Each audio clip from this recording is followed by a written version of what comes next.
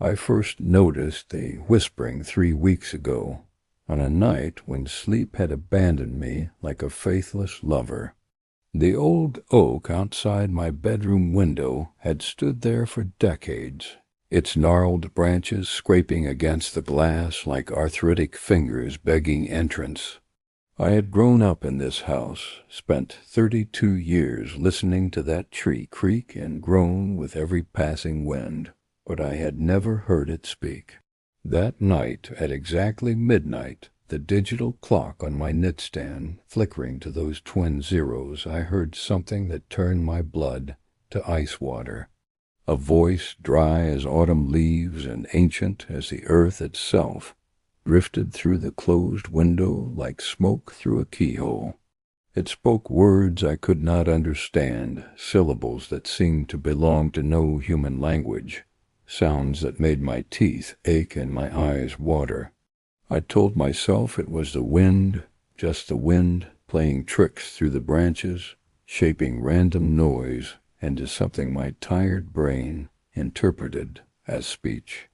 I pulled my blankets over my head like a child hiding from monsters and forced myself to believe that lie. The second night I stayed awake on purpose, my heart hammering against my ribs as the clock crept toward midnight. The room was silent except for my own ragged breathing, the distant hum of the refrigerator downstairs, and the occasional settling of the old house's bones.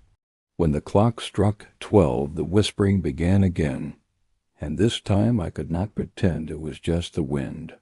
The voice came from the tree itself, emanating from somewhere deep within its trunk, rising up through its branches like sap, bleeding out into the night air. I pressed my ear against the cold glass and listened, my breath fogging the window, my fingernails leaving crescent moons in my palms. The words were still incomprehensible, but they carried emotion that needed no translation. Hunger, longing, an ancient, patient desire that had waited centuries for something I could not name. I backed away from the window slowly, afraid that sudden movement might draw its attention, might make it aware that someone was finally listening. By the third night, I had started researching the tree's history, diving into old property records and faded photographs at the local library. What I found made my stomach turn to lead.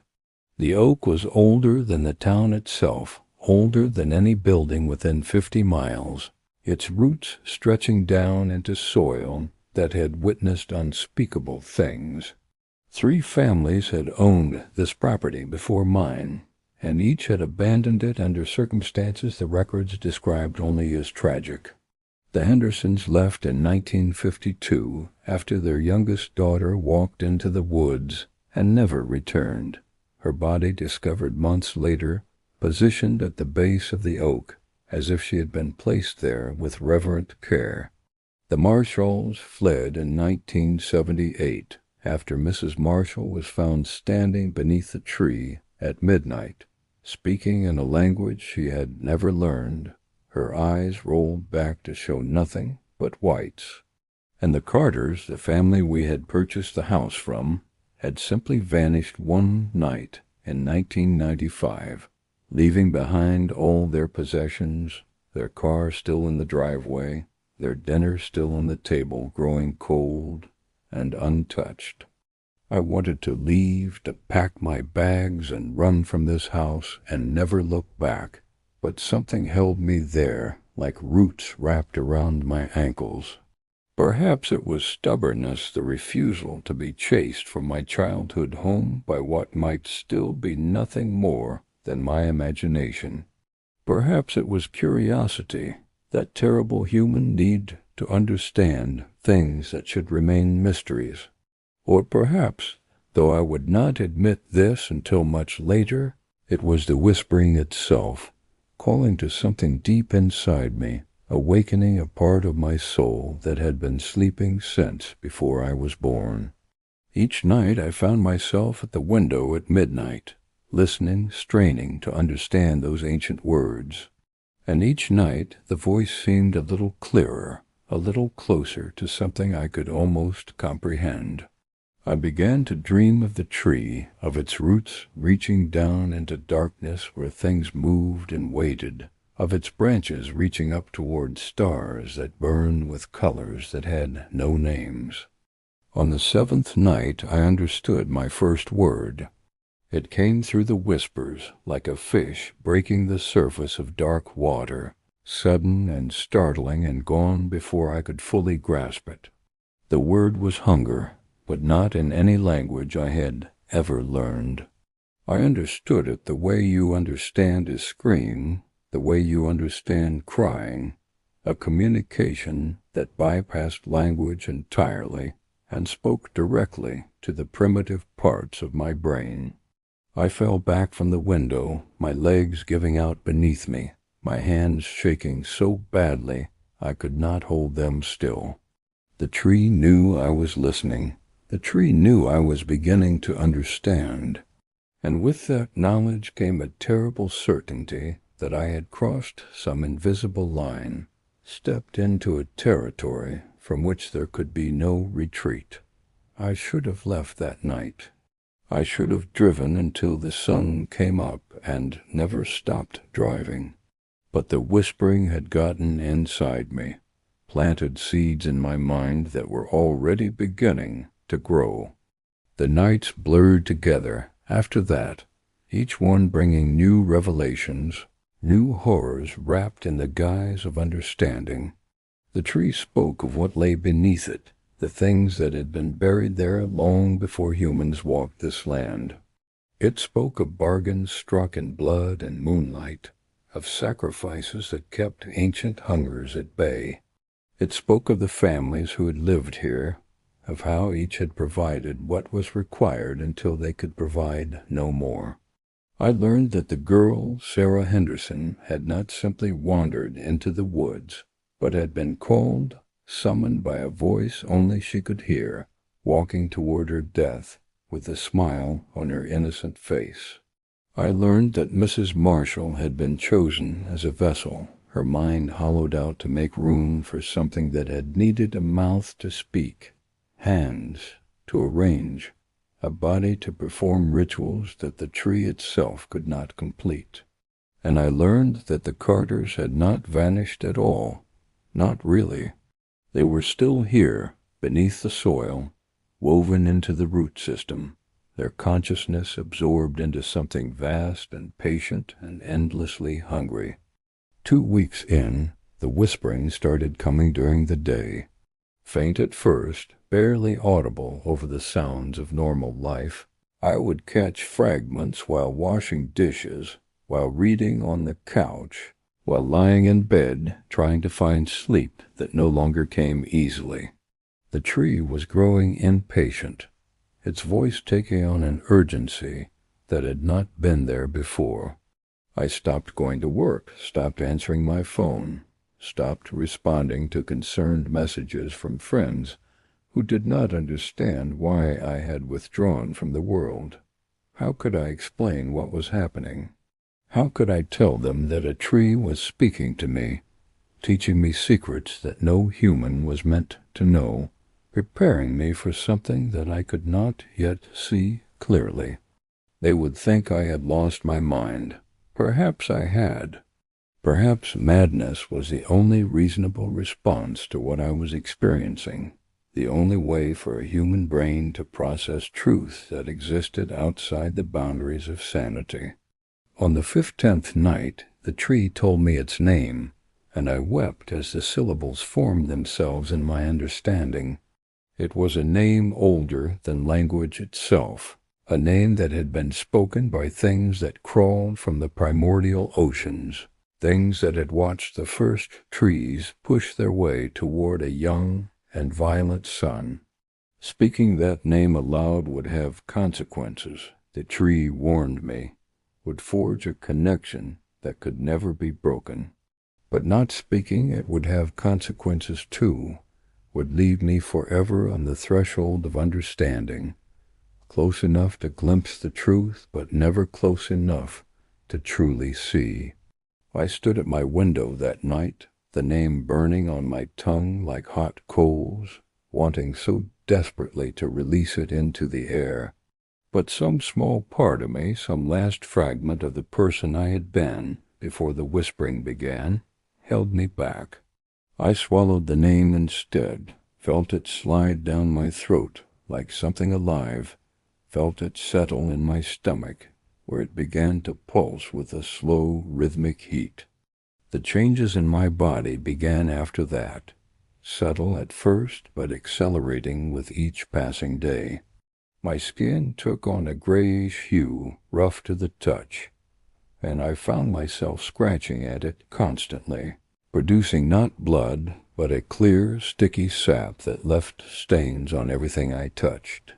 My fingers began to lengthen, the joints becoming knobby and stiff, and I watched in horrified fascination as my nails thickened and darkened, taking on the appearance of bark. I stopped eating human food because it tasted like ash, but I found myself craving sunlight with an intensity that bordered on addiction, standing for hours in the backyard with my face turned toward the sky, feeling something that was no longer hunger, but photosynthesis beginning in cells that were no longer entirely human. The tree watched all of this with what I can only describe as approval, its midnight whispers taking on a warmer tone, almost affectionate, the way a parent might praise a child taking its first steps. By the 20th night I could hear other voices beneath the tree's whispers, the absorbed remnants of all those who had come before me. Sarah Henderson's childish laughter, bright and innocent, despite everything that had happened to her. Mrs. Marshall's prayers, desperate pleas to a God who had long since stopped listening. And beneath them all, the Carters, a whole family speaking in unison, their individual identities merged into something collective, something that no longer remembered what it meant to be separate, to be alone. They welcomed me, these voices, told me that the transformation was a gift, that what awaited me beneath the soil was not death, but transcendence. They promised me that the hunger would fade once I joined them, that the terrible emptiness I felt would finally be filled by something vast and eternal. I wanted to believe them. With every fiber of my changing body, I wanted to believe that what was happening to me was beautiful rather than monstrous. But on the 21st night I discovered the truth behind their whispers, the reality they had been carefully hiding from me. The tree was dying.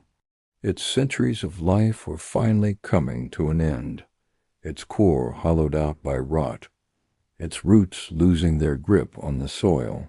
It needed a replacement, a new vessel to house the consciousness it had accumulated over the ages, and I had been chosen to provide it.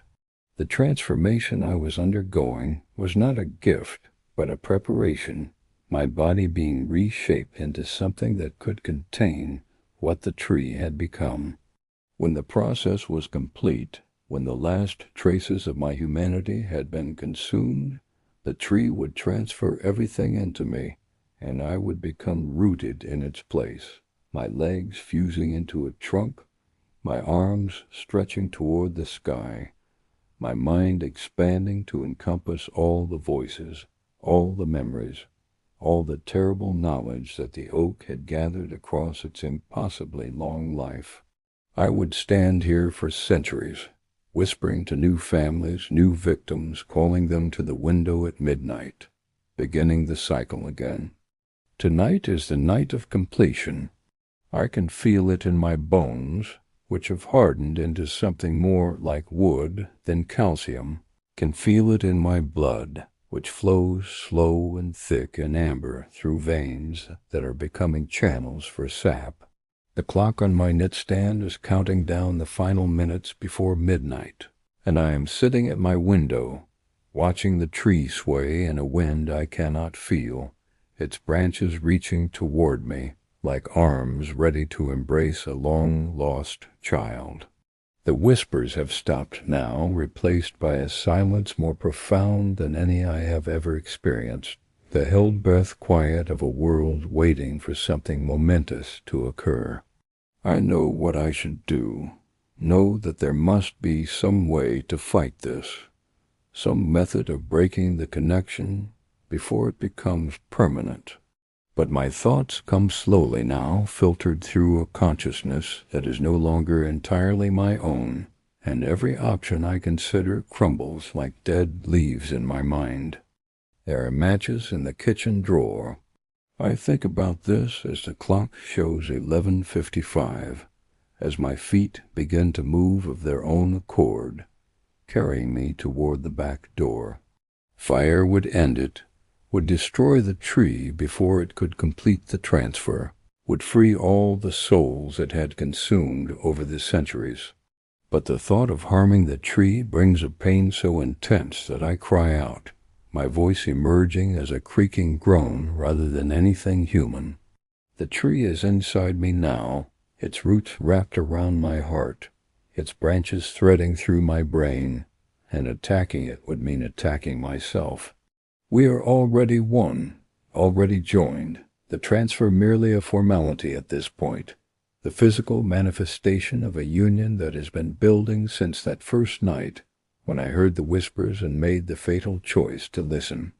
The back door opens silently and the night air hits my face like a blessing, cool and damp and rich with the smell of earth and growing things. The tree looms before me, magnificent in its decay, its bark split and weeping, its crown thin and skeletal against the star-filled sky.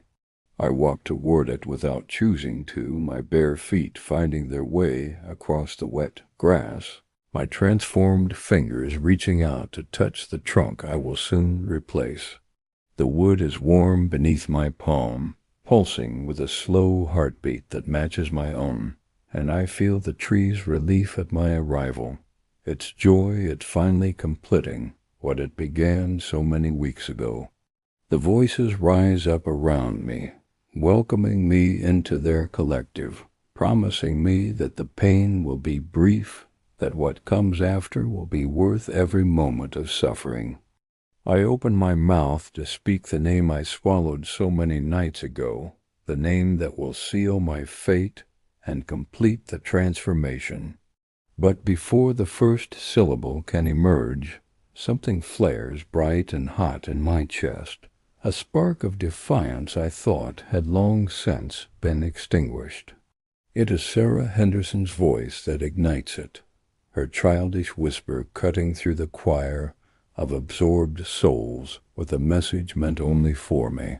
She tells me how to stop it, what I must do, the one weapon I have that the tree never anticipated.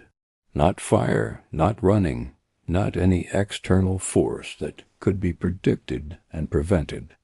The weapon is the name itself, spoken not in surrender but in rejection, twisted into a curse instead of a prayer. She tells me the words to wrap around it, the intention to pour into each syllable, and I understand with sudden clarity that she has been waiting for someone strong enough to listen, brave enough to fight back. I take a deep breath and begin to speak, and the tree's whispers turn to screams as it realizes what I am doing. The name emerges from my lips wrapped in fury, in denial, and all the rage of a woman who refuses to become a monster. The ground beneath my feet begins to shake as the tree's roots convulse as centuries of accumulated power turn back upon their source. I watch as the trunk splits open, as sap pours forth like blood from a mortal wound, as the branches claw at the sky in their final moments of horrible awareness. The voices fall silent one by one, each soul finally released from its endless imprisonment, and I feel their gratitude wash over me like warm rain before they fade into whatever awaits beyond this world. The transformation in my body reverses itself painfully but thoroughly, my fingers shrinking back to normal, my skin softening and regaining its color, my thoughts clearing like fog burning off in morning sun. When dawn comes, I am sitting in the backyard, my back against the stump of what was once the oldest tree in the county. My body aches with a bone-deep exhaustion, but I am alive, still human, still myself.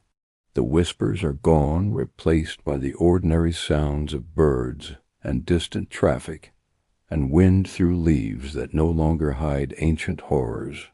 I will leave this house today, will sell it to developers who will tear it down and salt the earth where the tree once stood.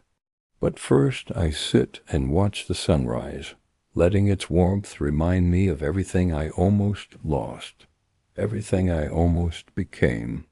The tree thought it had chosen well when it called to me, thought my curiosity and loneliness made me the perfect victim. But it underestimated the human capacity for resistance, for last-minute courage, for listening to the warnings of those who suffered before us. Tonight, when midnight comes, there will be no whispers at my window, and I will sleep the deep and dreamless sleep of the saved.